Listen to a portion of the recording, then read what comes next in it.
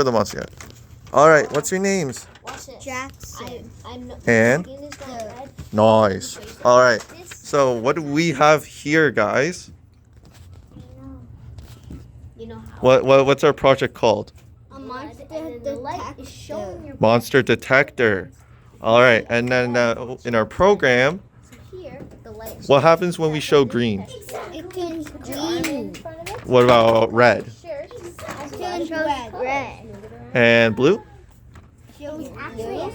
All right, let's see green monster. Can you guys put the green monster in front? Wow, the light turns green. Okay, let's try the blue monster now. We have two blue monsters. We have two blue ones. Do they work for both? Yeah. Let's see the other blue monster then. Hey, are you playing for me? Nice. And let's see the red monster. Wow. Okay. No, that's... All right. Thank you guys.